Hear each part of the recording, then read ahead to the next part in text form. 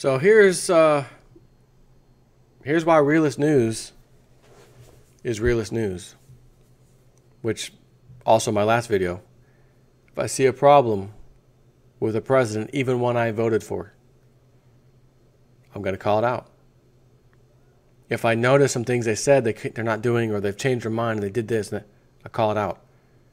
Every time he picked a Goldman Sachs club member in his administration, I was doing videos. Hey, this isn't looking good, but maybe there's some, rhyme to his reason. We'll see what happens. Right? So I got to report some other stuff. Not going to make him look good, but again, it is what it is, and I got to report it. Trump, this is another Zero Hedge article. Trump flips on 5 core key campaign promises in under 24 hours. Blink and you missed Trump's blistering, seamless transformation into a mainstream politician. In the span of just a few hours, President Trump flipped to new positions on several core policy issues, backing off on no less than 5 repeated campaign promises. In a Wall Street Journal interview and a subsequent press conference, Trump either shifted or completely reversed positions on a number of foreign and economic policy decisions, including the fate of the U.S. dollar, how to handle China, and the future of the chair of the Federal Reserve, the future chair of the Federal Reserve. Goodbye strong dollar and high interest rates, he said. In an announcement that rocked currency markets, Trump told the Wall Street Journal that the dollar, again, how many times have I repeated this to you, is getting too strong. Dollar, it's getting too strong. He said it again and again, and now he says it again. And he would prefer the Federal Reserve keep interest rates low. Quote, I do like a low interest rate policy, I must be honest with you, he said. I think our dollar is getting too strong. And partially that's my fault because people have confidence in me. But that's hurting. That will hurt ultimately, he added. Look, there's some very good things about a strong dollar, but usually speaking, the best thing about it is that it sounds good. Oh, having a strong dollar sounds good. Sounds good. It's good. Well, good conversation. Good, conversation piece about the strong dollar, U.S. dollar. But I already knew this, and so did you, because I already picked up on him talking it during his campaign. And then he became president, he talked about it again. Then his Treasury Secretary talked about it. We are going to have that dollar devalued. It is a mathematical certainty, my friends. So whether he wanted to say it or Hillary won and she would be, doesn't matter. Same result. Same result. It's the equivalent of a driver with passengers, you're the passenger, who, we'll say in a school bus, is unconscious and the bus is still moving, and you notice them right away, they're unconscious. I now have to take control of the vehicle. I'm going to either sit on their lap if possible, and in a bus you should be able to, slam on the brakes, take control of the wheel.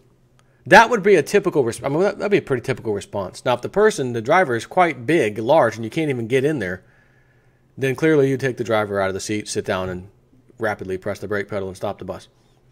You would say, well, probably any adult, even a kid maybe, would do that same decision. Make the same decision. Why? Because it's a scenario we could all say, oh, yeah, we got to stop the bus. We got to hit the brake, stop the bus. Simple. And this is the same thing. Doesn't matter who the president is. Here's the scenario. You're in the driver's seat. Have fun. Oh, I got to stop, hit the brake, and stop the bus. So, again, it doesn't matter who's in charge.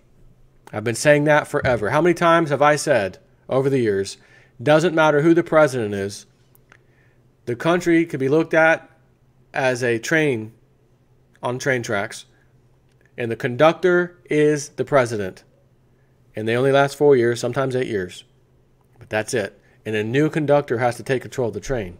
But they are all very rapidly, as soon as they step foot in the train, they know how to control the train. They know how to drive it.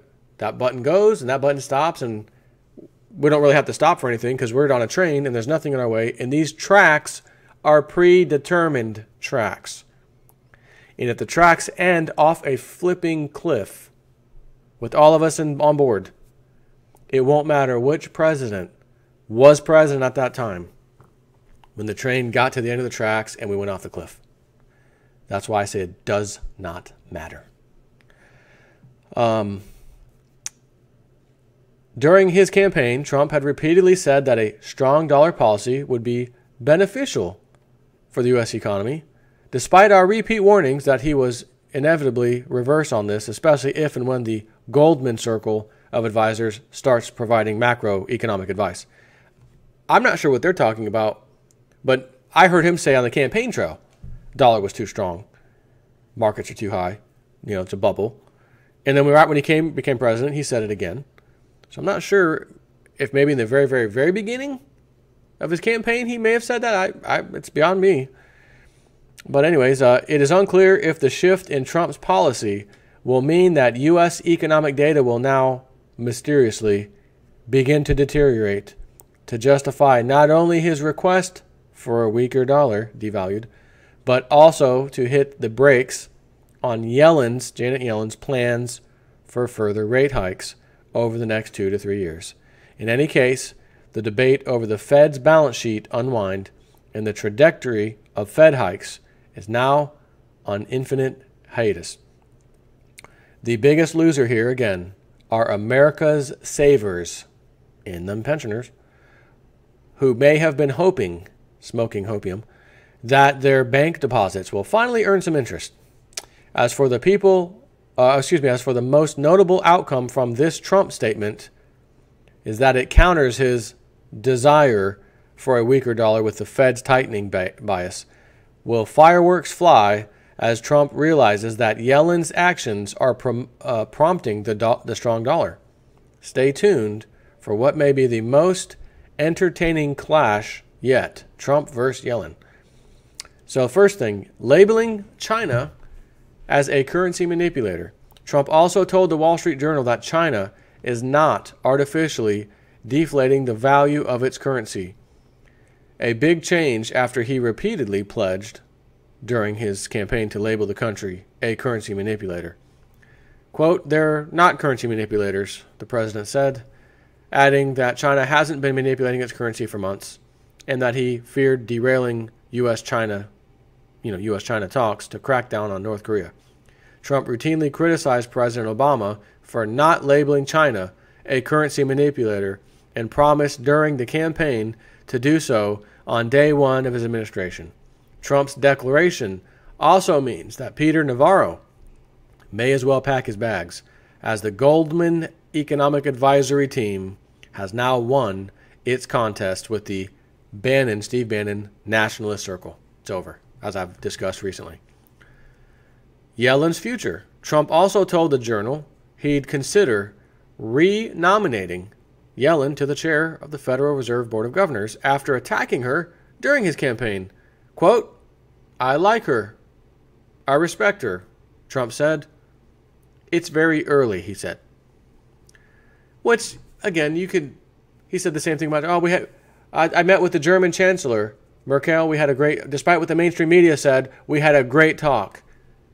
But he handed her a $300 billion bill. He says that Germany needs to pay the U.S. for all the extra defending the United States does and money that we put into the UN that no one else is. NATO. No one else is so. I wouldn't say that was a good talk. Oh, here's a $300 billion bill on your way up. See my accounts receivable person, on your way out. So he's, of course, saying the right thing. He's saying the right thing. He's being political like any person would be in that position. Does that mean he's going to change his mind later? The answer might be yeah. He may and say, you know what? No, I plan on getting my own Federal Reserve governor in there and get rid of her. But he's certainly changed his tune, hasn't he? At least vocally. Trump called Yellen obviously political in September and accused her of keeping interest rates low to boost the stock market and make Obama look good. Quote, "As soon as rates go up, your stock market is going to go way down, most likely," Trump said. Or possibly. But he just said recently, we need low rates. I like low rates. Interesting, isn't it? The Export-Import Bank thing. Trump also voiced support behind the Export-Import Bank, which helps subsidize some U.S. exports, after opposing it during the campaign. Quote, "It turns out that, first of all, lots of small companies are really helped. The vendor companies," Trump told the Journal. "Instinctively, you would say, isn't that a ridiculous thing? But actually, it's a very good thing, and it actually makes money. It could make a lot of money," he said. Trump's support will anger conservative opponents of the bank who say it enables crony capitalism. And then NATO. Finally, NATO. Finally, Trump said NATO is no longer obsolete. Interesting. During a Wednesday press conference with NATO Secretary General Jens Stoltenberg, backtracking on his past criticism of the alliance. And again, is he just saying that? I mean, the guy's meeting you. You can tell him right to his face. Is he just playing lip service? You know what I mean? Is he doing the political thing? It is possible, but to be I'm my own man, Trump's his own man, it shouldn't matter. The conversation should have been, yeah, it's really been obsolete. How do you want to fix that? What do you suppose we do? Let's talk about it, because right now it's obsolete. And see where the conversation went. But that's not how he said it went. It's no longer obsolete all of a sudden. Trump has gradually become more supportive of NATO after it ramped up efforts to increase U.S. and European intelligence sharing regarding terrorism. Trump still insisted that NATO allies meet their financial obligations and pay what they owe. Again, see the invoice for $300 billion to Germany. He said he discussed with Stoltenberg his desire that allies put 2% of their gross domestic product into defense by the year 2024. We're only in 2017. 18, 19, 20, 21, 22, 23, 7 years from now? Let's do it by 7 years from now? How about yesterday? Everyone, breaking news. You all need to start pitching in. We all do. 2% for everybody, not just the U.S. We've been screwed all these years. And while you're at it, you need to pitch about 2.25, and I'll take the quarter back on ours and bring some of that money back that you guys didn't give when you were supposed to. Add to this Trump's first most prominent reversal, the launch of airstrikes on Syria last Friday, after repeatedly bashing Obama for even considering that back in 2013, those two tweets he put out. And Trump's transformation into a mainstream politician now appears to be complete. I got to be honest, because that's me, Realist News. Got to keep it real. I can't really find too many holes in this, what I just read you, other than maybe he's doing the political thing, but he's doing it. If he stands by something, he can stand by it and have a conversation with the person. NATO, Germany, whatever. But if you stand by it, you stand by it. He hasn't backed off the 2% thing, or that, people need to pitch in more. He didn't back off of that. So, again, he's just been in office for a very short period of time. And I will say, I'm absolutely willing, not that I have a choice, but willing to give him a bit more, good bit more time. How about several more months? Like, to be honest with you, I'd like to say, okay, hey everybody, it's Jason 4 here. It's January 1st, 2018. And all the stuff we thought about Trump, the flip-flopping, and looks like he was playing all the club, the military-industrial complex. He played them all. Did the great thing. Stopped us from going to war. He stopped that, nipped that in the bud. Got the Obamacare repealed. Got this done. Got that done. The corporate tax. Great. Listen to me. I really, really, really, really, super really want to come out here and say that. And I absolutely will when I notice those things happening. But there's a high probability, as you probably can see now, that the Trump trade train is fading. Market exuberance Trump is fading for a lot of reasons. And I might be coming out here to tell you the opposite come January 1st or whatever. That didn't go well.